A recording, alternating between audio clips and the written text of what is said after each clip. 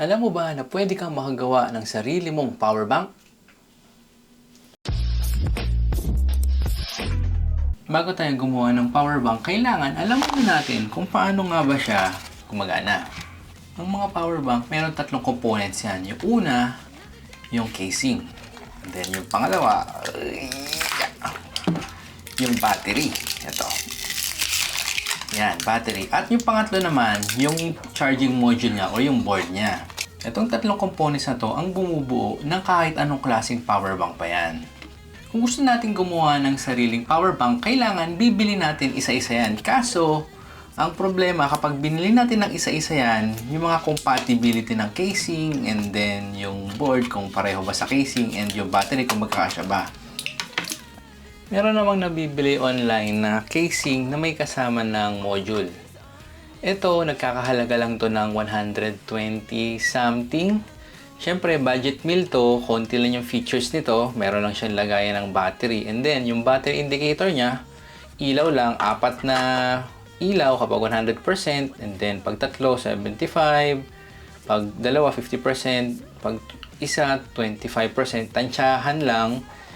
Yung I-on niya naman, meron siyang dalawang USB-A na out. And then, meron siyang in na micro USB. Itong Type-C, hindi ako sure. Double check ko kung in ba to out. Meron namang mas magandang klase dito na may percentage, fast charging, tapos Type-C na. Siyempre, mas mahal yon. Maglalagay na lang ako ng link dyan sa description ng itong model na to. And then, kung gusto mo mas maganda, mas may pera ka, lalagay ko lang dyan. I-check mo na lang yung link dyan sa baba. Para sa battery nito, 18650 lang naman yung model niyan. Lalagay din ako ng link dyan. Makakabili ka online, and then lalagay mo lang diretso positive, negative. Luckily, meron akong isang power bank na sira na yung module and wala akong makita. So, magiging donor na lang siya. Kukunin ko tong mga battery to. Lalagay natin dito. Few moments later. Okay, ito na ngayon siya. Ilalagay na natin ngayon siya dito sa casing. Meron ditong label ka makikita. May positive and then negative. Ano ba yung positive and negative nitong battery to? Yung ilalim, ganito yung itsura niyan. Ito yung negative. Yung positive, ganyan. Lagyan natin. Okay, 1, 2, 3, 4, 5, 6, 7, 8. Very good. Marunong ka na magbilang ng 1 to 8. Alright, sara na natin. At testingin na rin natin. Okay, tignan natin kung may karga nga ba yung battery. Up. Okay, 25%. Tignan natin kung gumagana yung flashlight. O, ano ba? Yun! Working ang flashlight. Testing natin kung may out tong dalawang USB na to.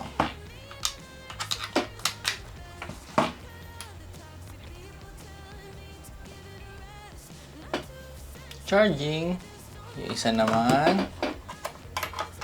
Dito.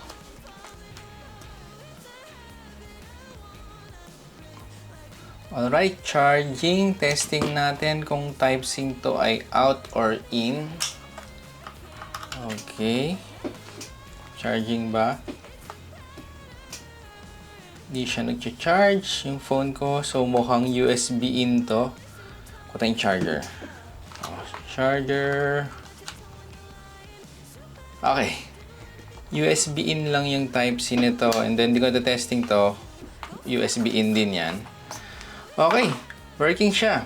At gano'n lang kadali gumawa ng sarili mong power bank. Ang tanong lang naman dyan, magkano nga ba yung gagastusin kung gusto mong gumawa ng ganito? Breakdown ulit natin yung pesa, yung housing, naglalaro yan sa 120 pesos. And then yung battery, 20 pesos each yan, times 8. 160 plus 120 na sa 280 yan, plus shipping fee. Let's say, sabi mong gumastos ka ng around 350 pesos para sa gantong ilang capacity ba to? Dali, check ko ah. Ito lang naman yung capacity niya, 26,800 mAh. Kung bibili ka ng gantong Yarina sa online, swerte makakuha ka ng 500, pero I doubt medyo mahal-mahal tong gantong capacity. Isipin mo nakabuo ka yan sa halagang 300 pesos lang. Kung masira man siya, hindi sasama yung loob mo at alam mo na rin namang ayusin, ito na naman yung pyesa niyan, madali nang gawin yan kaysa gumastos ka at bumili ng bagong power bank na siguradong mas mahal. At hanggang dito na lang muna ako. Kung meron ka pang ibang gadget problems, maglalagay ako ng mga recommended videos ko dyan. Pwede mong panoorin, baka matulungan ka rin yan. At hanggang dito na lang muna ako. Muli, ito si Boy Budget Mail, providing you with budget solutions to your gadget problems. Kita tayo sa susunod kong video. Paalam!